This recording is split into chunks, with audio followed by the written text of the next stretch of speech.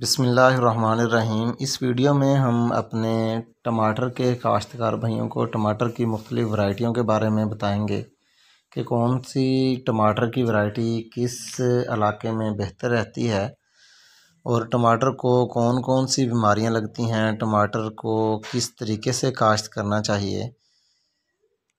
आमतौर पर टमाटर की काश्त के मतलब जितनी भी आप लोगों ने वीडियोस देखी हैं या मज़ामीन पढ़े हैं, इनके अंदर एक ही असूल के तहत हदायत दी जाती हैं। मगर इस वीडियो में हम अपने काश्तकारों को उनके हकीकी मसाइल को उजागर करेंगे और मरहलावार तमाम चीज़ों को डिस्कस करेंगे। टमाटर के बीज और नर्सरी की तैयारी के मसाइल, टमाटर के बीज के इंतखाब का मरला, टमाटर का जो हम बीज इस्तेमाल करते हैं हाइब्रिड बीज, वो क्या होता है।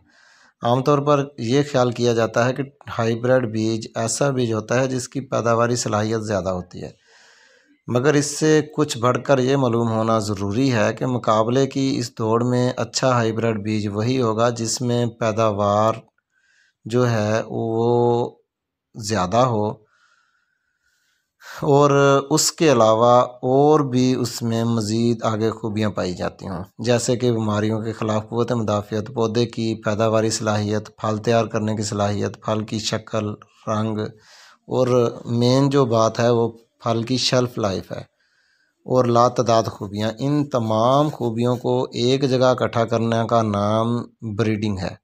साइंसदानों के लिए ज़्यादा से ज़्यादा खूबियों को जमा करना एक मुश्किल तरीन अमल है, ख़ास तौर पर पब्लिक सेक्टर में तो नामुमकिन है, क्योंकि इस मकसद के लिए बेतहाशा फ़ंड जो हैं वो पैसा दरकार होता है। अलबत्ता प्राइवेट शोबा में और पब्लिक प्राइवेट पार्टनरशिप में बहुत सी कंपनियां खातिर ख्वाह कामयाबी हासिल कर चुकी हैं। पाकिस्तान में टमाटर के शोबे में हकीकी कामयाबियाँ हासिल करने वाली कंपनियों में ईस्ट वेस्ट और सिजेंटा, हाजी एंड सन्स, ये कुछ कंपनियां काबिल ज़िक्र हैं। याद रहे कि ये कंपनीज़ फील्ड में आने वाले मसाइल और मार्केट की डिमांड के मुताबिक ब्रीडिंग के ज़रिए मतलूबा नताइज हासिल करने में कोशिश कर रहे हैं, जिसके लिए फ़ील्ड की टीम जो इन कंपनियों की है वो बेतहाशा मेहनत और कर रही है। इसके लिए बहुत सारा सरमाया दरकार होता है और ये तमाम इन्वेस्टमेंट वही करता है जिससे आने वाले काल में वहाँ से कुछ हासिल होने की उम्मीद हो। टमाटर की काश्त के मुख्तलिफ़ इलाकों में हाइब्रिड बीज का इंतखाब किस बुनियाद पर किया जाए। टमाटर के बीज का इंतखाब हम आपको बताते हैं। फूल और फल के मरहले में दर्जा हरारत क्या होना चाहिए। काश्त के औकात में सफ़ेद मक्खी और दूसरे रस चूसने वाले जो कीड़े हैं उनका बेतहाशा फसल पर हमला होता है। काश्त के वक़्त दर्जा हरारत क्या है। ज़्यादा बारिशों या नमी के टमाटर की फसल पर क्या असरात होते हैं। टमाटर की वैरायटियों के फल तैयार करने की कुल दरकार वक़्त या अगेतापन या अर्ली नेस, फल की तैयारी के वक़्त जो मसाइल दरपेश होते हैं, इन तमाम चीज़ों को मद्देनज़र रखते हुए मुख्तलिफ़ रीजन में मशहूर और कामयाब वैरायटियों की रिकमेंडेशन आपको हम बताते हैं कि किस इलाके में कौन सी वैरायटी ज़्यादा बेहतर रहती है। केपी के, गिलगित, मानसरा, स्वात, चारसदा, वज़ीरिस्तान, पारा चनार, बाजोड़, इन तमाम इलाकों में टमाटर की काश्त के औकात मार्च और मई जून है। काबिल ज़िक्र वैरायटियों में कंवल 1057 है। कंवल में वायरस के ख़िलाफ़ बेहतर क़ुव्वत मुदाफ़ियत और एक पौधे में सबसे ज़्यादा फल तैयार करने की सलाहियत मौजूद है। मीडियम साइज़ में अंडा नुमा खूबसूरत लाल रंग का टमाटर है।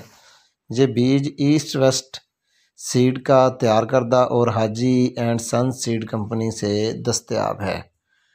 उसके अलावा आगे हम बताते हैं दूसरा जो हमारा रीजन हमने जो बनाया है, शेखुपुरा, गुजरांवाला, पत्तों की, उकाड़ा, फैसलाबाद, मुजफ्फरगढ़, बहावलपुर, मेलसी और सरगोदा। इन इलाकों में टमाटर की काश्त दिसंबर और जनवरी में की जाती है। दिसंबर काश्त के लिए एक मौजूद तरीन जो वैरायटी है वो फोंटो है। जबकि जनवरी में 1554 या रानी और समृद्धि बेहतरीन पैदावारी सलाहियत की हामिल वैरायटियाँ हैं। फोंटो जबकि समृद्धि और रानी ईस्ट वेस्ट की तैयार करदा वैरायटियाँ हैं और ये तमाम वैरायटियाँ हाजी एंड सन्स सीड कंपनी से दस्तयाब हैं। उसके बाद नेक्स्ट जो हमारा इलाका है वो डेरा मुराद जमाली, दादू और लाड़काना, ये सिंध के इलाके हैं। डेरा मुराद जमाली और दादू में टमाटर की काश्त अगस्त और सितंबर में होती है। मौजूद वैरायटी रानी, जबकि लाड़काना में नवंबर और मौजूद वैरायटी फोंटो है। उसके नेक्स्ट हमारा इलाका है ठट्ठा, बदीन, कोट गुलाम मोहम्मद और उसके जो मुल्हका इलाके हैं। ठट्ठा में टमाटर की काश्त जून और सितंबर के महीनों में की जाती है, जबकि कोट गुलाम मोहम्मद और कंडरी में अगस्त का महीना बेहतर समझा जाता है। जून और अगस्त की काश्त के लिए कंवल और रानी बेहतरीन वैरायटियां हैं, जबकि ठट्ठा में सितंबर के महीने में रानी एक मौजूद वैरायटी है। बीज से नर्सरी की तैयारी का जो मरला है, अब हम आपको उसके बारे में तफसीलन बताते हैं। अच्छे बीज के इंतखाब के बाद नर्सरी की तैयारी एक अहम मरला शुमार किया जाता है। नर्सरी की तैयारी में पेश आने वाले जो मसाइल हैं वो अब हम डिस्कस करते हैं। बीज के उगाव के मसाइल, ये सबसे अहम मसला होता है काश्तकार का। बीज के उगाव के लिए दरकार जो शराइत हैं पूरी ना होने के बायस बीज का जो उगाव है वो मुतासर हो जाता है। मुनासिब है कि बीज के उगाव की शराइत का ख्याल रखा जाए। बीज के मुकम्मल उगाव की 4 शराइत होती हैं। बीज की गहराई आपने क्या रखी है, जो काश्त के वक्त जो दर्जा हरारत है वो क्या है, नमी की मकदार कितनी है और रोशनी कितनी मकदार में दस्तयाब है। बीज की ज़मीन या जो मीडियम में गहराई बीज के अपने साइज से 3 गुना होती है। बीज के उगाव के लिए दरकार दर्जा हरारत तकरीबन, जो मेरा ख्याल है वो 28 से 30 दर्जे सेंटीग्रेड है, जबकि बीज के उगाव के लिए मुसलसल नमी दरकार होती है। इस तरह मुनासिब रोशनी भी बीज के उगाव के लिए बहुत ही ज़रूरी है। इन तमाम शराइत को पूरा करने के लिए बीज को क्यारियों में उगाने के बजाय ज़मीन से ऊंचे बेड बनाकर बीज को लाइनों में लगाएं और उसको फुआरा की मदद से पानी देना चाहिए। ये जो फुआरे हैं ये आम आपको पेस्टिसाइड की दुकानों से या स्प्रे मशीनों वाले जो हैं उनसे आसानी से मिल सकते हैं। इससे भी ज़्यादा बेहतर है कि अगर प्लास्टिक के जो प्लग ट्रे के अंदर बीज लगाया जाता है उसके अंदर लगाएं तो ये ज़्यादा बेहतर हो सकता है। उसके बाद दूसरा मरला जो हमारा होगा वो नर्सरी के जो छोटे पौधे हैं उनकी मुकर्रा वक़्त में तैयारी और बढ़ोतरी।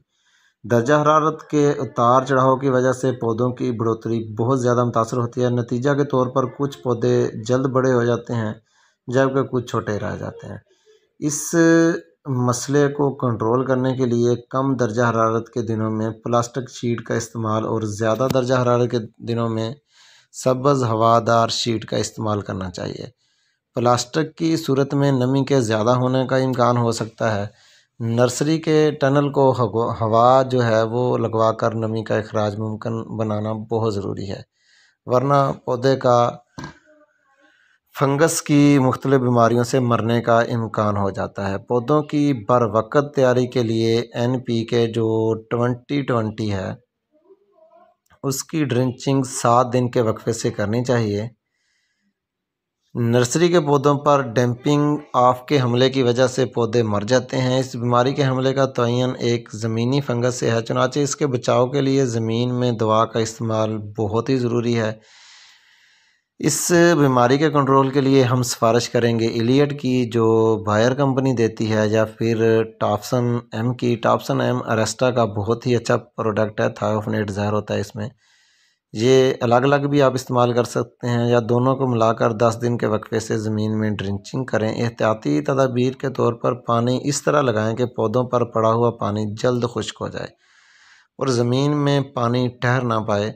ट्रे और पेड मास में तैयार करदा जो नर्सरी है उसके लिए जो एहतियातें हैं वो हम आपको बताते हैं। नए दाने से बनी ऊपर और नीचे दोनों सुराखों वाली ऐसी ट्रे का इंतखाब करें जिसके प्लग्स के अंदर ग्रोज हों। ट्रेज को ज़मीन से थोड़ा उठाकर रखें ताकि इजाफी पानी का अखराज हो सके। पेट मास सफ़ेद दाने यानी पर्ल्ट वाली इस्तेमाल करें। पेट मास बहुत जल्द इजाफी पानी को ड्रेन कर देती है, चुनाचे बीज के उगाव के वक़्त मुसलसल 5 दिन तक या बीज के उगाव तक पेट मास को गीला रखना बहुत ज़रूरी है। चाहे आपको दिन में 3 मरतबा ही पानी लगाना पड़े। ट्रेज़ में लगाई गई पनीरी को खाद जो हम NPK है 20-20 7 दिन के वक्फे से ड्रिंच करना बहुत ज़रूरी है, वरना पौधे पीले होकर बढ़ोतरी रोक देंगे। जो उसके बाद मरला आएगा वो ट्रे से पनीरी की खेत में मुंतकिली है। ये एक बहुत ही अहम मरला होता है। ट्रेज़ में तैयार करदा पनीरी को खेत में मुंतकिली से 1 दिन कबल पानी मत लगाएं ताकि पौधे की जड़ पेट मास समेत बासानी ट्रे से बाहर निकल सके। खेत में पानी लगाने के बाद पनीरी को इस तरह मुंतकिल करें कि खेत की मिट्टी में पौधे की जड़ें अच्छी तरह जुड़ जाएं, वरना पौधे की बढ़ोतरी मुतासर हो सकती है। ट्रे में तैयार करदा पनीरी को मुंतकिली के बाद 10 दिन में 1 मरतबा नाइट्रोजनी खाद ज़रूर दें, यानी यूरिया, ताकि जड़ें ज़मीन के अंदर अच्छी तरह अपनी जगह बना लें। आजकल खुले में जो नर्सरी की तैयारी के दौरान रस चूसने वाले कीड़े हैं, नर्सरी के नन्हे पौधों पर हमला कर देते हैं, जिनमें सफ़ेद मक्खी एक वायरस के कैरियर के तौर पर डिक्लेयर किया जाता है। हम सफ़ेद मक्खी को करते हैं। ये अमूमी तौर पर हर जगह और हर फसल पर देखी जाती है। सफ़ेद मक्खी नर्सरी के नन्हे पौधों पर वायरस के जरासीम जो है वो मुंतकिल कर देती है, जो बाद में फसल के दौरान वायरस के हमले का बायस बनते हैं। चुनाचे नर्सरी को एंटी इंसेक्ट शीट में ढांपना बहुत ही ज़रूरी है।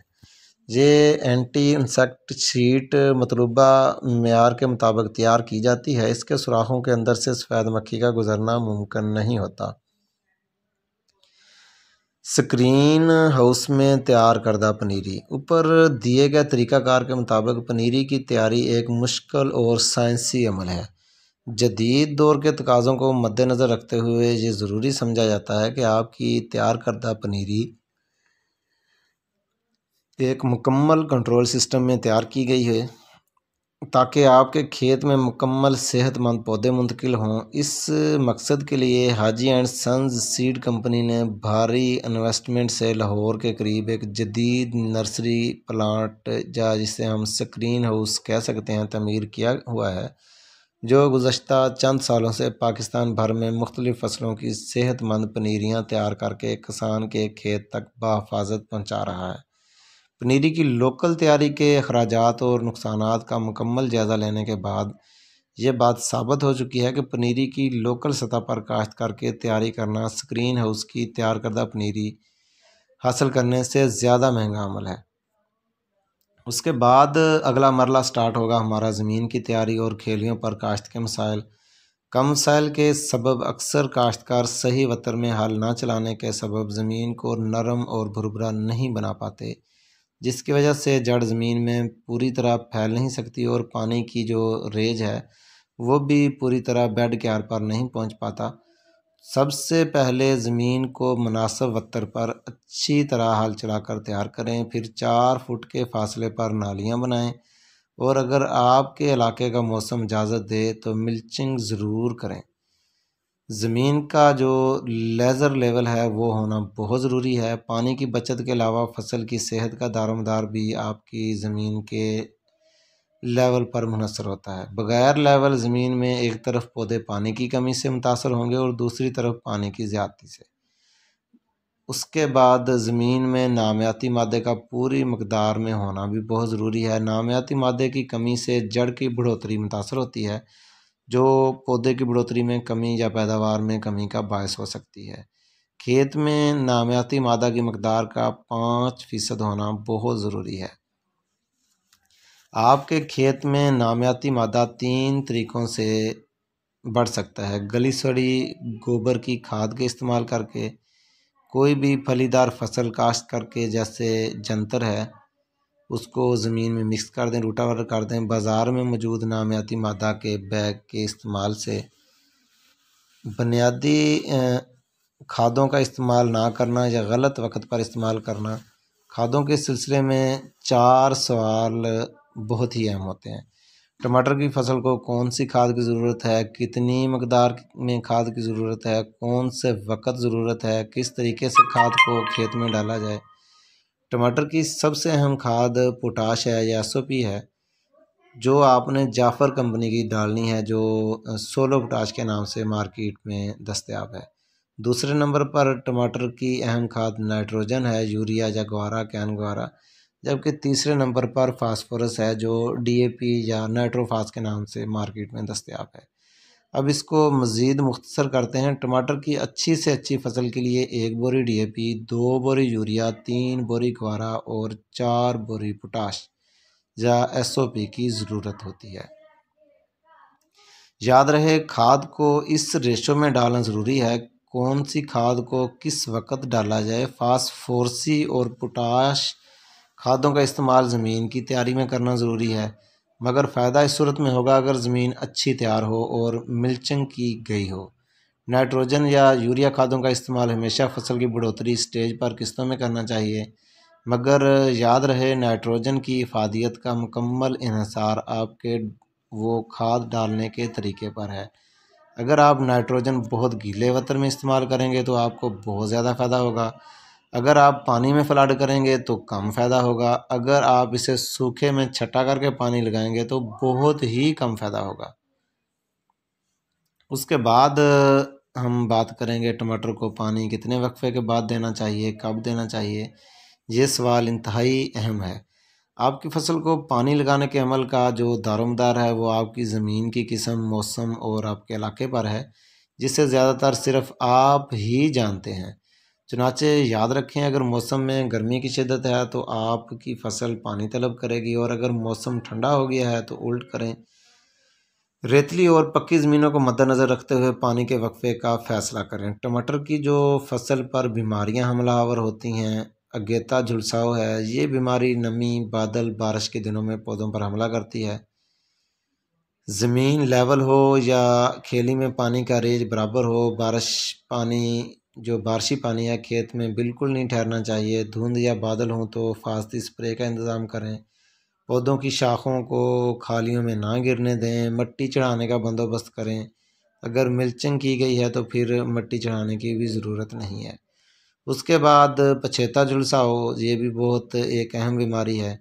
ये बीमारी सर्द मौसम में हमला करती है। धुंध के दिनों में हमें फसल को पानी लगाने में एहतियात बरतनी चाहिए। शदीद सर्दी से बचाव का इंतज़ाम करना चाहिए। हिफाजती स्प्रे का बंदोबस्त करना चाहिए। बैक्टीरियल लीफ या स्पॉट या बैक्टीरियल वॉल्ट, ये बीमारी इन दिनों में हमला करती है जिन दिनों में रात सर्द और दिन गर्म हो। ये सूरत हाल काफ़ी दिनों तक बरकरार रहती है। उसके बाद राट, ये भी एक बहुत ही अहम बीमारी है। फूल लगने और फल बनने के मरले में बारिशों से शुरू होती है। फल एक तरफ से गुलाई में गल जाता है। इसका हल सिर्फ बारिशों के दौरान फंजीसाइड स्प्रे का इस्तेमाल है। और उसके बाद आएगी कैल्शियम की कमी से फल की ख़राबी। बाज़ औक़ात देखने में आता है कि फल कैल्शियम की कमी से एक तरफ से गुलाई में नरम होकर गल जाता है, तो कैल्शियम के इस्तेमाल से हम इस बीमारी पर काबू पा सकते हैं।